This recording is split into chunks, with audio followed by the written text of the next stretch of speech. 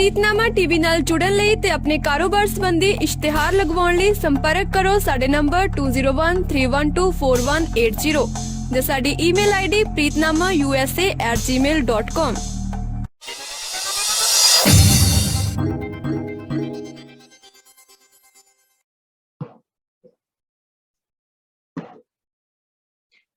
हाँ जी, सत श्री अकाल जी सारिਆਂ ਨੂੰ ਸਵਾਗਤ ਹੈ ਸਾਰਿਆਂ ਦਾ ਪ੍ਰੀਤਨਾਮਾ ਦੇ ਮੰਚ ਦੇ ਉੱਪਰ ਹਾਜ਼ਰ ਹਾਂ ਜੀ ਤੁਹਾਡੇ ਸਾਹਮਣੇ ਅੱਜ ਫਿਰ ਅਸੀਂ ਡਿਸਕਸ਼ਨ ਲੈ ਕੇ ਕਿਸਾਨਾਂ ਦੇ ਬਾਰੇ। ਪਹਿਲਾਂ ਤਾਂ ਅਸੀਂ ਮਾਫੀ ਮੰਗਦੇ ਹਾਂ ਕਿ ਵਿਦਆਊਟ ਨੋਟਿਸ ਅਸੀਂ ਲਾਈਵ ਆਏ ਹਾਂ ਕਿਉਂਕਿ ਇਦਾਂ ਹੁੰਦਾ ਨਹੀਂ। ਅਸੀਂ ਹਮੇਸ਼ਾ 2-3 ਦਿਨ ਪਹਿਲਾਂ ਤੁਹਾਨੂੰ ਦੱਸਦੇ ਹਾਂ ਕਿ ਸਾਡਾ ਪ੍ਰੋਗਰਾਮ ਔਰ ਫਰਾਈਡੇ ਨੂੰ ਹੁੰਦਾ ਹੈ। एक्चुअली कुछ टैक्नीकल और कुछ बिजी स्कैजूल करके साडा जिहड़ा एक तां प्रोग्राम दा डे चेंज होया असीं बुधवार नूं कर रहे हैं ते दूसरा कि शॉर्ट नोटिस विच जस्ट 10-15 मिनट शॉर्ट नोटिस दे विच असीं प्रोग्राम कर रहे हैं। सो उहदे लई असीं माफी मंगदे हां।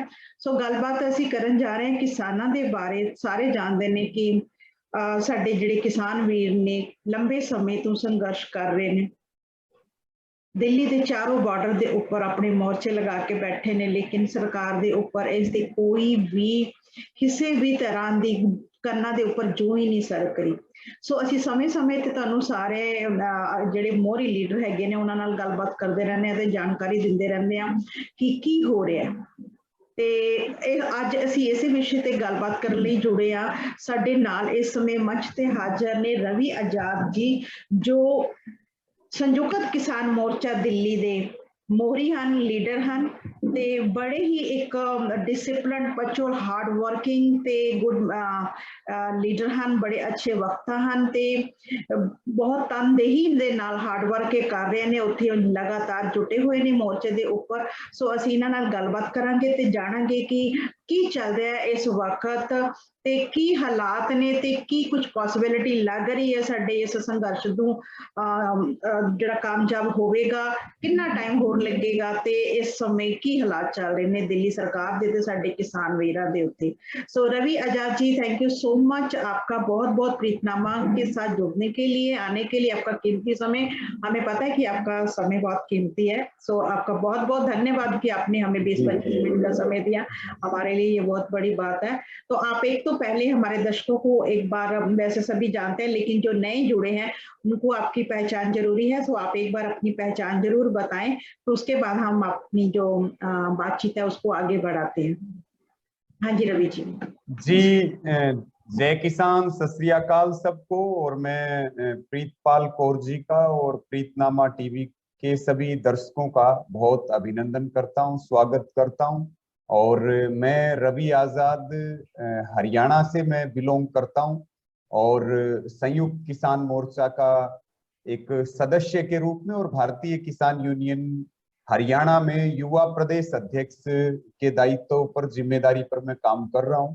और लगभग पिछले 7 वर्षों से किसान आंदोलनों में अपनी भूमिका निभा रहे हैं और लगभग 13 महीनों से और बॉर्डर का आंदोलन लगभग 9वें महीने में प्रवेश कर चुका है। और ये एक बड़ा ऐतिहासिक आंदोलन है जिसमें हमें अपनी जिम्मेदारी निभाने का अवसर मिल रहा है।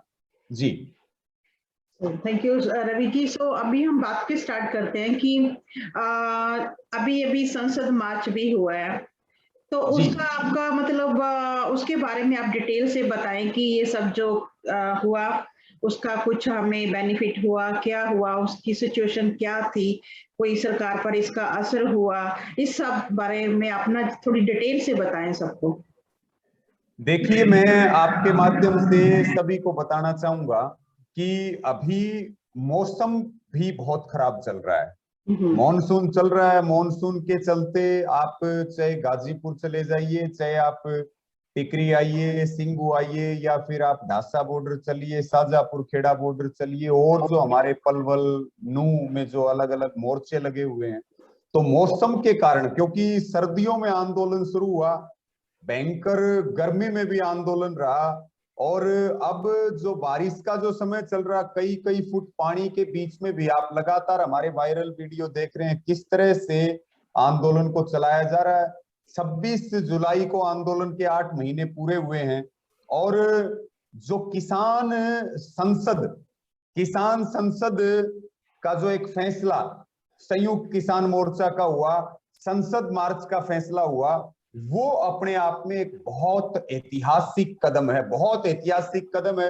हिंदुस्तान के इतिहास में पहली बार ऐसा हो रहा है, और मुझे लगता है दुनिया के इतिहास में, जब वहां की सरकारी संसद के पैरेलल में देश के जनता की संसद, युवाओं की संसद, किसान गरीब मजदूर की संसद चल रही हो। और आज करीब जो है आज पांचवां दिन किसान संसद का था, और जिसमें आवश्यक वस्तु अधिनियम पर चर्चा हुई। और जो सवाल आप कर रहे हैं वो निश्चित तौर पर हम एक बात कह सकते हैं कि एक तरफ बॉर्डरों के ऊपर आंदोलन चल रहा, तो दूसरी तरफ मानसून का जो सेशन हिंदुस्तान में चल रहा है, उसमें सीधे तौर पर संसद मार्च, और संसद मार्च पर फिर किसान संसद, और उसमें आपने देखा कि महिलाओं की संसद हुई 8 महीने पूरे होने पर। अभी 9 अगस्त को फिर महिला संसद है। और जितने दिन यहाँ के लोकसभा का, यहाँ के पार्लियामेंट का सेशन चलेगा, हर दिन हर संगठन से 3 व्यक्ति जाते हैं प्रत्येक जत्थेबंदी से, और कुल 200 किसान प्रत्येक दिन किसान संसद में शामिल होते हैं। अलग अलग विषयों के ऊपर चर्चा होती है, मोदी सरकार की नीतियां, महंगाई से लेकर के एमएसपी के कानून की जरूरत, 3 काले कानून और उनका वर्तमान में प्रभाव और भविष्य में प्रभाव, और हर वर्ग पर प्रभाव, इन पर बहुत यानी कि गहनता से संसद के पास बैठ करके, जिस संसद ने हमारे ऊपर काले कानून थोपे हैं, उनको ये बताया जा रहा है कि यहाँ कितनी गहनता से चिंतन मनन हो रहा है, विचार हो रहा है। और जो प्रस्ताव यहाँ किसानों की संसद में पारित किए जाते हैं, वो प्रस्ताव जो हमारे देश की संसद है उसके लिए एक निर्देश है, क्योंकि संसद बनाने वाले हम हैं, सांसद बनाने वाले हम हैं। आज एक जन आंदोलन चल रहा काले कानूनों के खिलाफ, तो जो प्रस्ताव किसान संसद में पारित किए जा रहे हैं, उन प्रस्तावों को देश की संसद भी पारित करे। ये कार्यक्रम सफलतापूर्वक आगे बढ़ रहा है। और आप देख रहे हैं, किसानों से लेकर के, युवाओं से लेकर के ग्रामीण लोग, हमारी बहनें, हमारे युवा साथी एक एक विषय के ऊपर पूरी दुनिया और पूरे देश के सामने तस्वीर साफ कर रहे हैं। और मैं निश्चित तौर पे मानता हूं कि जो ये किसान संसद का कार्यक्रम चल रहा, इसने पूरी दुनिया में जो मोदी सरकार की जो तानाशाही की नीतियां हैं उनको उजागर करने का काम किया है, और हिंदुस्तान में जन जन को ये बताने का काम किया है कि कैसे ये 3 काले कानून हमारे लिए डेथ वारंट हैं। और हम बार बार एक बात कह रहे हैं कि संसद हमारी बात सुन ले, वो इन 3 काले कानूनों को वापस ले ले, एमएसपी का कानून दे दे, अन्यथा फिर जो है देश के लोग कड़ा फैसला लेंगे। ये किसान संसद में चल रहा। एक बात मैं और आपको जानकारी देना चाहूंगा, पहली बार आपने विहिप सुने, विहिप जारी करती है पॉलिटिकल पार्टी, लेकिन पहली बार देश के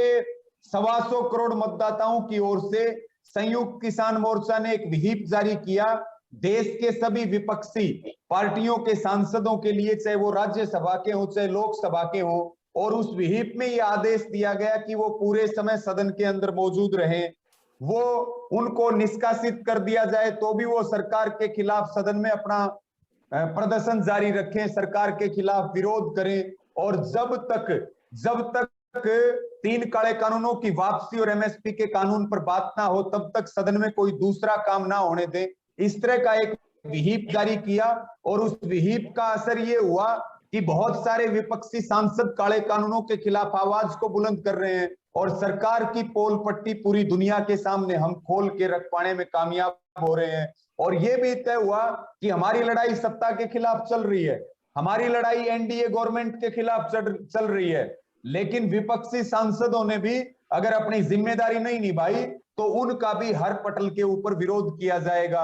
और ये किसान संसद साफ तौर पे कह रहा है कि अगर हम संसद बना सकते हैं तो हम संसद बिगाड़ भी सकते हैं, अगर हम सांसद बना सकते हैं तो उनको हमेशा के लिए पूर्व सांसद भी बना सकते हैं। और निश्चित तौर पर अगर सरकार ने सदन में 3 काले कानूनों की वापसी पर बात नहीं की, एमएसपी के कानून पर बात नहीं की, तो इसका अंजाम मोदी सरकार को भुगतना पड़ेगा। जी जी रवि जी, शुक्रिया बहुत, आपने बड़ी डिटेल से हमें जानकारी दी। और जैसा कि आपने बताया कि मानसून का, वाकई में सही बात है कि मानसून का की वजह से ये जो मौसम है इस समय हालात बिगड़े हुए हैं।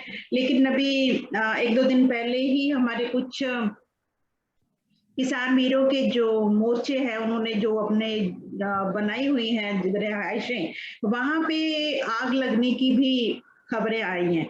तो इस सब के पीछे में बहुत सारे अंदेशे, बहुत सारे डाउट, बहुत सारे इल्जामात हो रहे हैं कि उनकी वजह से उन सब के पीछे में क्या सच्चाई है, आपको इसके बारे में कुछ बता सकते हैं? देखिए, हमारे ऊपर मैं आपके सभी दर्शकों को ये जानकारी देना चाहूंगा कि 26 जनवरी को जो ऐतिहासिक किसान परेड निकाली गई थी और सरकार ने एक बड़ी साजिश उसके अंदर रची थी और हमें अनुशासनहीन, उपद्रवी और ना जाने क्या क्या बोला गया था, और भाजपा के लोग, भाजपा के नेता हमारे लिए किन किन शब्दों का प्रयोग करते हैं, आप वहां बैठ करके भी यहाँ की सच्चाई देख पा रहे हैं। लेकिन ये जो किसान संसद लगी, इस किसान संसद ने ये दिखा दिया कि हम कितने अनुशासित हैं, कितना मैनेजमेंट करके हम एक जो दुनिया में जिस आंदोलन की गूंज है उसको लड़ने का काम कर रहे हैं। आपके दर्शकों को मैं एक और भी जानकारी देना चाहूंगा कि हमारे केवल 200 किसान जाते हैं। 200 किसानों के लिए कम से कम हजारों की सिक्योरिटी, 20-25 हजार जवान तैनात किए जाते हैं।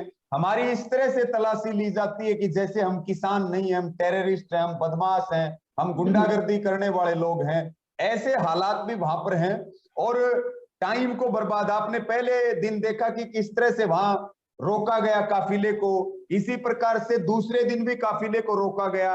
और दिल्ली पुलिस का जो पायलट की गाड़ियां होती हैं वो 20 की स्पीड में चलती हैं ताकि जो हमारा 6 घंटे का जो संसद का टाइम है उसको और ज्यादा कम किया जा सके। यानी कि मोदी सरकार की चूलें इस किसान संसद ने हिला करके रखी। और दूसरी बात जो आपने सवाल किया, बीजेपी के लोग कभी पत्थरबाजी करते हैं मोर्चों के ऊपर, कभी आरएसएस द्वारा प्रायोजित लोग गांव में स्थानीय लोगों को भड़काने का काम करते हैं, कभी वो आगजनी की घटनाएं करते हैं। अभी पिछले दिनों फिर सिंगू बॉर्डर के ऊपर 2 हमारे टेंटों के अंदर आग लगाई गई और बारिश हो रही थी उस समय। बारिश में वहां हमारे जितने कपड़ों से लेकर के, किसानों के बिस्तर से लेकर के, रोजमर्रा के दैनिक प्रयोग की जितनी वस्तुएं हैं वो सारी जल करके खाक होगी।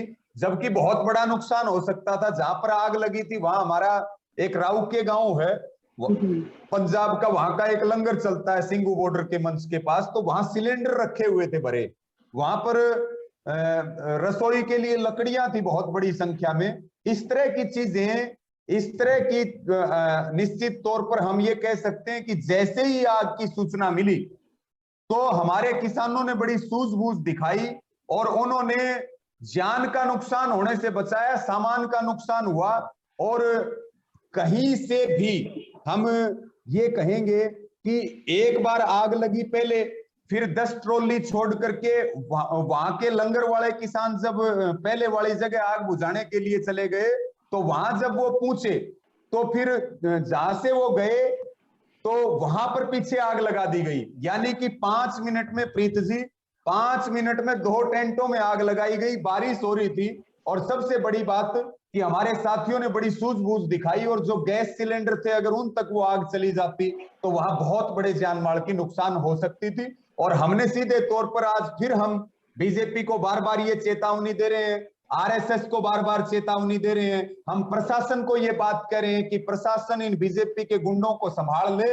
अगर ये किसी दिन हमारे धक्के चढ़े तो फिर हम पूरा हिसाब करेंगे, ब्याज समेत, हम पीछे नहीं हटेंगे। और ये आंदोलन ना इनकी धमकियों से, ना इनकी साजिशों से, ना इनकी आगजनी की घटनाओं से रुकने वाला है। ये आंदोलन बिल वापसी तक निरंतर चलेगा और अब तो कहीं ना कहीं इस देश को बचाने का ये आंदोलन भी बन चुका है। जी, तो आपके कहने के मुताबिक कि इन बातों में सच्चाई है, जो भी बातें सामने आ रही हैं कि ये आगजनी जो भी हुआ है, आग लगी है, ये ये मतलब इन कहीं ना कहीं किसी ना किसी की, बीजेपी कह लो, आरएसएस कह लो, या किसी की भी कह लो, इन लोगों की साजिश है, इन लोगों का हाथ है बीच में।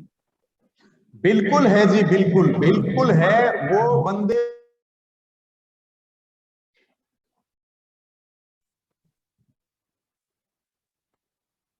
हाँ जी, आपकी आवाज कट गई थी। जी, मैं ये कह रहा हूं कि जो आग लगाने वाले लड़के थे वो हमारे हाथ नहीं आ पाए, वो वहां से भाग गए।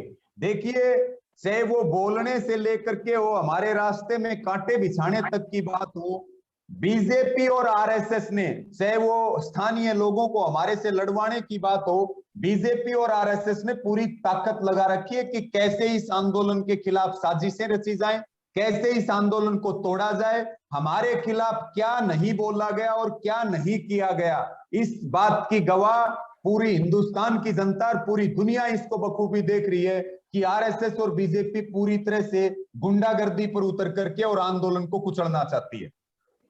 बिल्कुल रवि जी, तो एक सवाल मैं आपसे और पूछना चाहूंगी कि हमारी पॉलिटिकल पार्टियां, चलो बीजेपी की तो आप छोड़ दीजिए, बाकी पार्टीज, तो इन सभी बाकी जैसे हमारी पंजाब में से पार्टीज है, अकाली दल है और इसके अलावा कांग्रेस है और बहुत सारी ये पॉलिटिकल पार्टीज है, तो किसी भी पार्टी का किसान भाइयों को कोई इस वक्त कोई सहयोग या कोई उनके जो मोहरी जो जिसे हम कह सकते हैं अध्यक्ष लोग हैं, वो आप किसानों के पास आके कुछ सहायता कर रहे हैं या कुछ कोई राब्ता बना रहे हैं आप लोगों के साथ?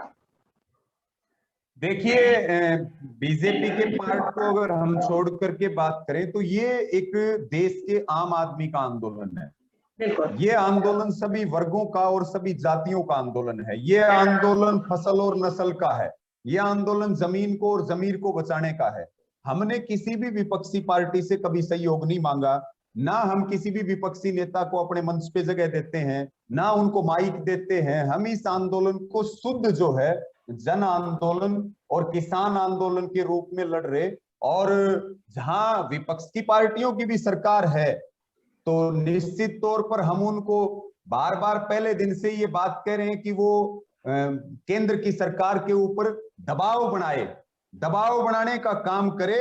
और वो विपक्षी सांसदों का हमने पहली बार लोकसभा में समर्थन मांगा है।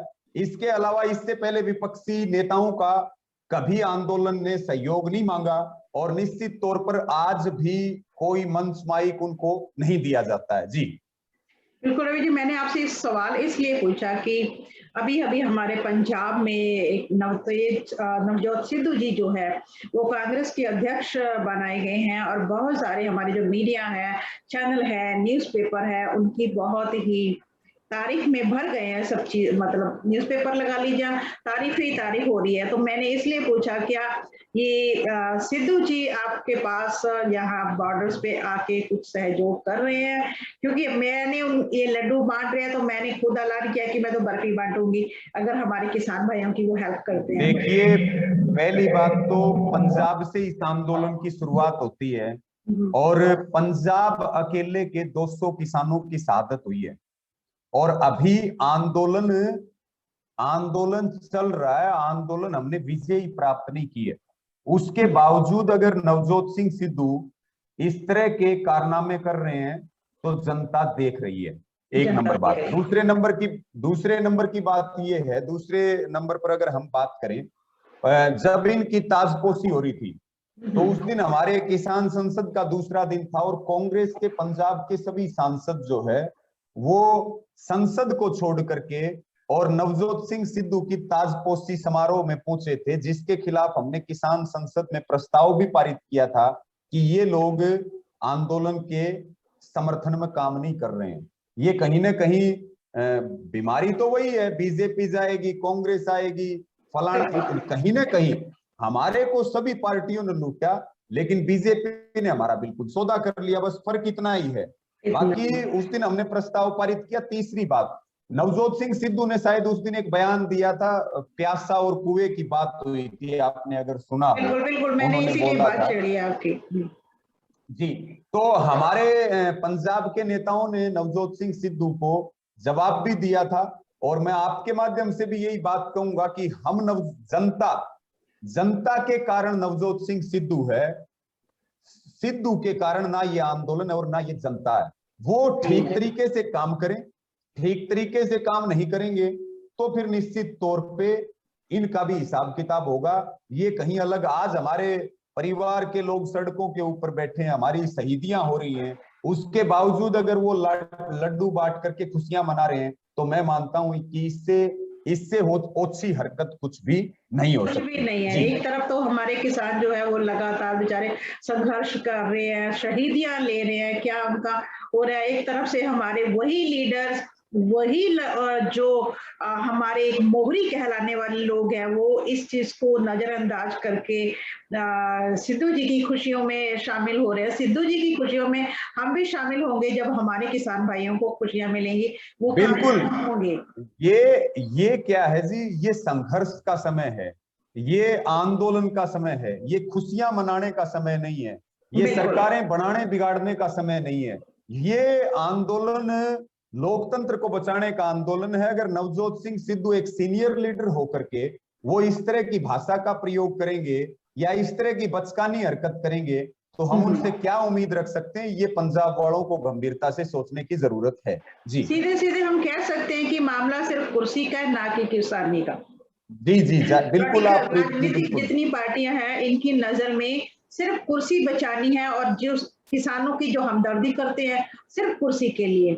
तो नजर सामने यही आ रहा है कि ये चीजें चल रही हैं, और ये कांग्रेसी लीडर भी आपस में लड़ाई कर रहे हैं, बीजेपी वालों का भी यही हाल है। उधर अकाली दल पार्टी थी, वो बसपा के साथ मिलके वो भी अपनी कुर्सी के चक्कर में लगी हुई है। तो कहने का मतलब कि किसानी का जो आंदोलन है, ये अब आप लोगों की जिम्मेदारी है जो मोर्चे में जुटे हुए हैं, हमारी अपनी जिम्मेदारी है, हमने अपने लड़ाई करनी है।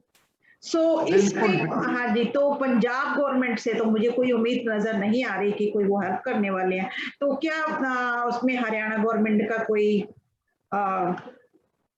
सहयोग?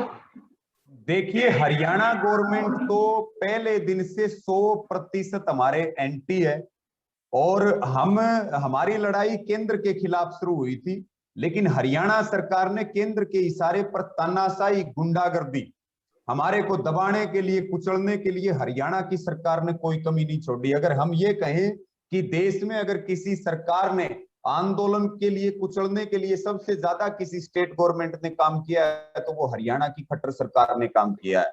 तो हरियाणा तो हमारे कांटों में रास्ते बिछाने में हरियाणा सरकार ने कोई कमी नहीं छोड़ी, लेकिन हमने पूरे हरियाणा सरकार को फार्म हाउस में कैद कर रखा है। सीएम से लेकर के और इनका छुट भैया नेता भी गांव में आकर के कोई कार्यक्रम नहीं कर सकता, शहर में कार्यक्रम नहीं कर सकता, और सीएम का हेलीकॉप्टर भी हरियाणा में कहीं लैंड नहीं कर सकता।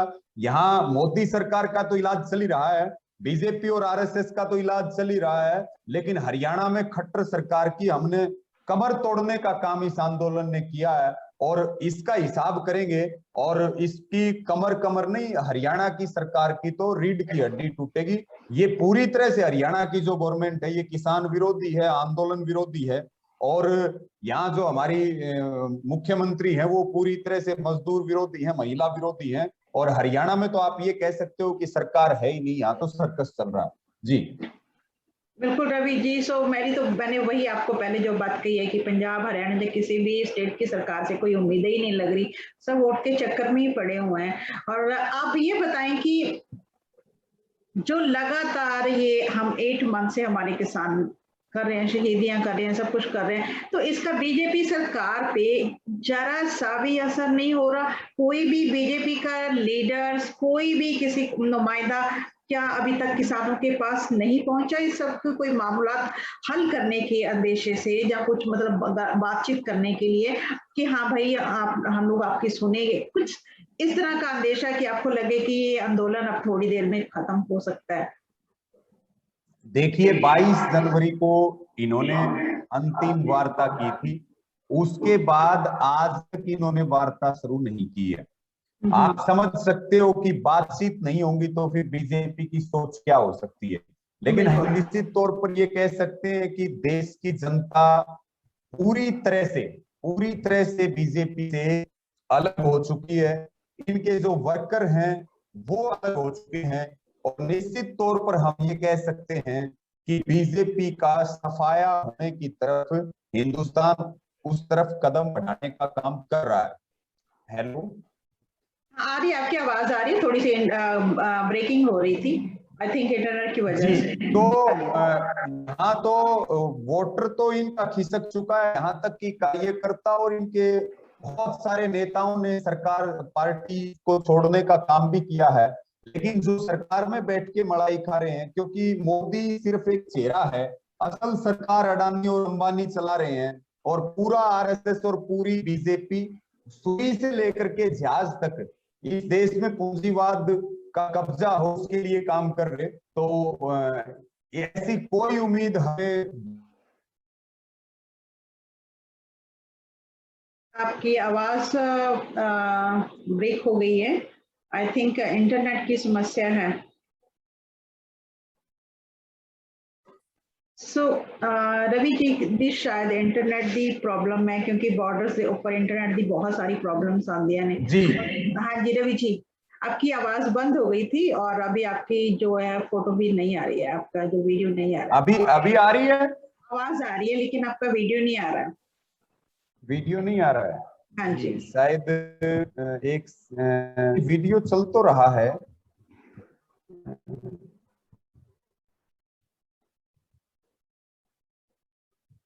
अभी आ रहा है वीडियो?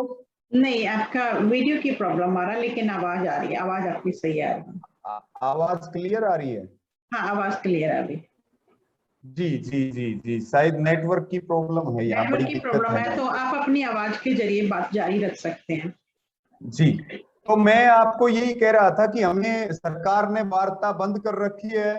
सरकार शर्तों के साथ वार्ता करना चाहती है, शर्तों के साथ हम किसी कीमत पर वार्ता नहीं करेंगे। और अभी दूर दूर तक कोई उम्मीद नहीं है कि सरकार कहीं इस देश की बात को मानने के लिए तैयार हो। वो पूरी तरह से अब भी अडानी और अंबानी की गोदी में बैठी है, और सुई से लेकर के जहाज तक अडानी अंबानी के कब्जे में हो, उसके लिए मोदी सरकार, पूरी भाजपा और पूरा आरएसएस का तंत्र उनके लिए काम कर रहा है। जी जी रवि जी, तो आप इस तरह के हालात देखते हुए ये लग रहा है कि अभी ये संघर्ष काफी लंबा चल सकता है।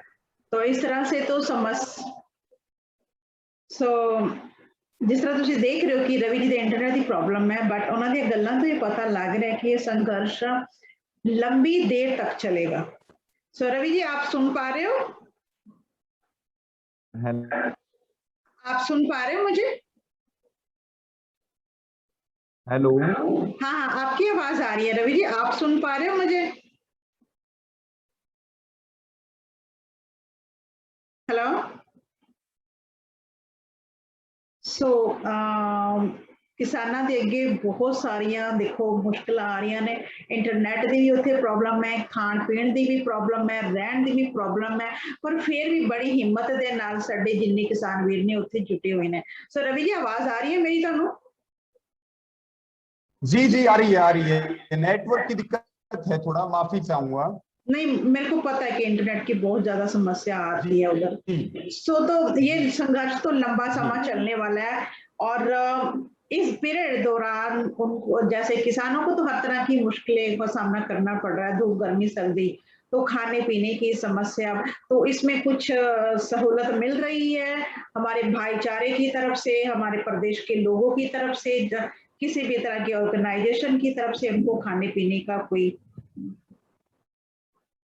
सहूलत मिल रही हो? तो ये मैं आपको फिर ये निवेदन करूंगा कि ये जनता की मूवमेंट है, और यहाँ हमें ना किसी पॉलिटिकल पार्टी के सपोर्ट की जरूरत है, ना हम किसी पॉलिटिशियन का सपोर्ट लेते हैं। ये पब्लिक का आंदोलन है, और हम सुख दुख पा करके अपने भाईचारे के साथ अलग अलग वर्गों से हम हर संभव जो क्योंकि अगर हम उन्हें घर छोड़ करके हम सड़कों के ऊपर आ गए तो फिर संघर्ष तो करना पड़ेगा। और निश्चित तौर पे मौसम से लेकर के बहुत सारी समस्याओं से लेकर के सरकार की भयंकर साजिश के बीच में आंदोलन लगातार जारी है, और कितना भी लंबा चले, कितना भी संघर्ष करना पड़े, कितनी साजिशें हो, कितनी भी बीजेपी की गलत चालें हमारे ऊपर थोपी जाएं, लेकिन हम लगातार लड़ेंगे। 5 सितंबर को उत्तर प्रदेश के मुजफ्फरनगर में महापंचायत बुलाई गई है संयुक्त किसान मोर्चा की ओर से।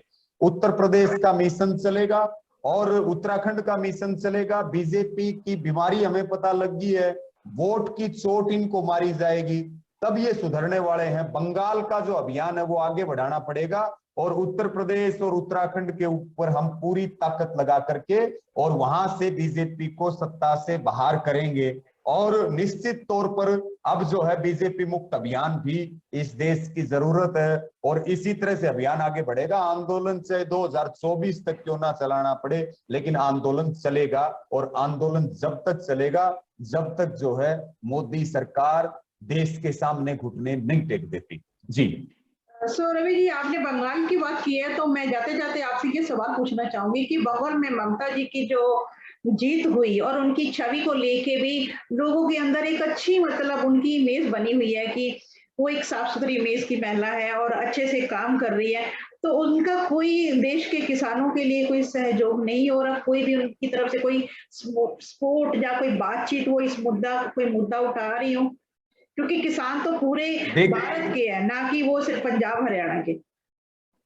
देखिए, हमारा जो मुद्दा है वो अभी, क्योंकि ये काले कानून बीजेपी की सरकार लेके आई है, हम पूरी तरह से बीजेपी के खिलाफ वो अपील करते हैं कि इस देश विरोधी पार्टी को सत्ता से बाहर किया जाए और निश्चित तौर पे ममता बनर्जी को भी और दूसरे जो विपक्षी पार्टियों के मुख्यमंत्री हैं, सरकारें हैं, उनको भी पूरी ताकत के साथ आंदोलन के लिए आवाज को बुलंद करना चाहिए और सरकार के ऊपर दबाव बढ़ाना चाहिए। और जितना दबाव बढ़ेगा मुझे लगता है कि उतनी ही आंदोलन की मजबूती होगी। और ऐसे कई बार ऐसे बयान वहां बंगाल से आए हैं सरकार की ओर से और लगातार अपील के ऊपर बंगाल वालों ने बहुत ध्यान दिया कि भाई देश का ताज बचाने की जिम्मेदारी आपके पास है और वहां से बीजेपी को भगा दिया गया। ये एक बड़ा कदम बंगाल वालों का है।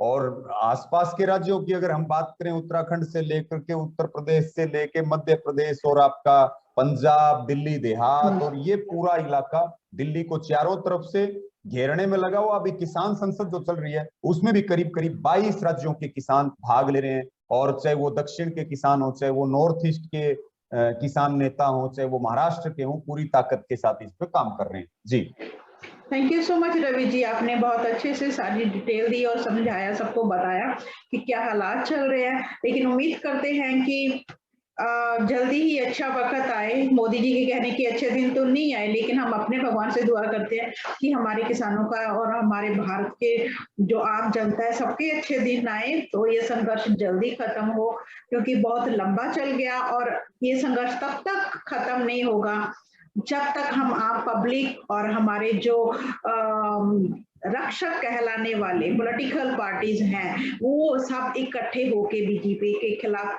कुछ नहीं करते। So thank you so much Ravi ji. So मैं सारे दर्शकों ਨੂੰ ਤੁਸੀਂ ਸੁਣਿਆ, ਰਵੀ ਜੀ ਨੇ ਬੜੀ ਡਿਟੇਲ ਦੇ ਨਾਲ ਤੇ ਬੜੇ ਸੋਹਣੇ ਤਰੀਕੇ ਦੇ ਨਾਲ ਇਹਨਾਂ ਨੇ ਦੱਸਿਆ ਕਿ ਕੀ ਹਾਲਾਤ ਚੱਲ ਰਹੇ ਨੇ ਤੇ ਕੀ ਉਮੀਦ ਇਹਨਾਂ ਨੂੰ ਫਿਊਚਰ ਦੇ ਵਿੱਚ ਲੱਗ ਰਹੀ ਹੈ।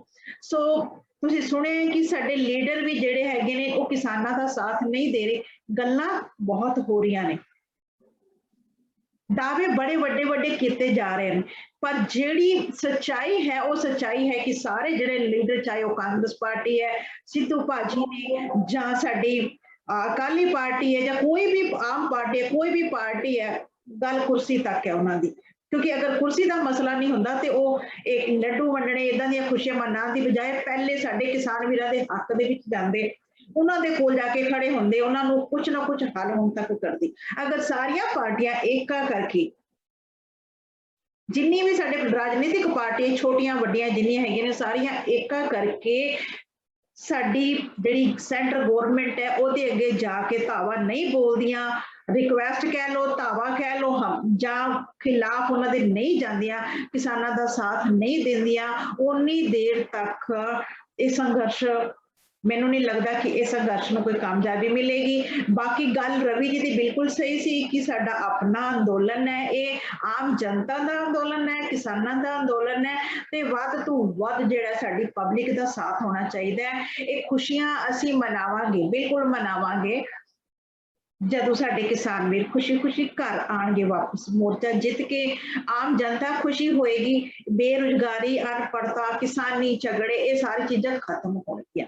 सो सिंगरा पिछे लड़ना, लीडर पिछे लड़ना, ਤੇ ਘਰਾਂ ਦੇ ਵਿੱਚ ਜਾ ਜਾ ਕੇ ਕਲੇਸ਼ ਦੀਆਂ ਗੱਲਾਂ ਸਾਰਾ ਦਿਨ ਪੇਪਰ ਭਰਨੇ, ਪੋਸਟਾਂ ਭਰਨੀਆਂ, ਇਹਨਾਂ ਚੀਜ਼ਾਂ ਨੂੰ ਛੱਡ ਕੇ ਮੈਂ ਪਹਿਲਾਂ ਵੀ ਰਿਕਵੈਸਟ ਕੀਤੀ ਸੀ, ਹੁਣ ਵੀ ਕਰਦੀ ਹਾਂ ਕਿ ਇਹਨਾਂ ਚੀਜ਼ਾਂ ਨੂੰ ਛੱਡ ਕੇ ਅੱਜ ਸਾਨੂੰ ਜ਼ਰੂਰਤ ਹੈ ਕਿ ਅਸੀਂ ਇਕੱਠੇ ਹੋ ਕੇ ਖੜੀਏ ਤੇ ਜਿੰਨੀਆਂ ਪੋਸਟਾਂ ਅਸੀਂ ਲੋਕਾਂ ਦੀਆਂ ਸੁਆਹ ਲੈ ਕੇ, ਹਾਂਜੀ ਉਹਦੇ ਘਰ ਏਦਾਂ ਹੋ ਗਿਆ, ਉਹਦੇ ਘਰ ਏਦਾਂ ਹੋ ਗਿਆ, ਉਹਦੇ ਬੱਚੇ ਨਾਲ ਏਦਾਂ ਹੋ ਗਿਆ, ਉਹਦੀ ਬੇਟੀ ਨਾਲ ਏਦਾਂ ਹੋ ਗਿਆ, ਉਹਦੀ ਨੂੰਹ ਨਾਲ ਏਦਾਂ ਹੋ ਗਿਆ, ਏਦਾਂ ਦੇ ਜਿਹੜੇ ਘਰੇਲੂ ਝਗੜੇ ਨੇ ਮਸਾਲੇ ਲਾ ਕੇ ਪੋਸਟ ਕਰਨ ਦੀ ਬਜਾਏ ਅਸੀਂ ਕਿਸਾਨ ਵੀਰਾਂ ਦੇ ਹੱਕ ਦੇ ਵਿੱਚ ਦਿਨ ਰਾਤ ਪੋਸਟਾਂ ਪਾ ਕੇ ਜਾਂ ਮੀਡੀਆ ਜਿਹੜਾ ਹੈਗਾ ਜਿੰਨਾ ਵੀ ਉਹ ਕਿਸਾਨ ਦੇ ਕੰਨਾਂ ਦੇ ਹੱਕ ਵਿੱਚ ਗਵਰਨਮੈਂਟ ਦੇ ਕੰਨਾਂ ਵਿੱਚ ਆਪਣਾ ਸਪੀਕਰ ਪਾੜੇ, ਤਾਂ ਹੀ ਇਸ ਤਰ੍ਹਾਂ ਚੀਜ਼ਾਂ ਦਾ ਹੱਲ ਹੋਣਾ ਹੈ।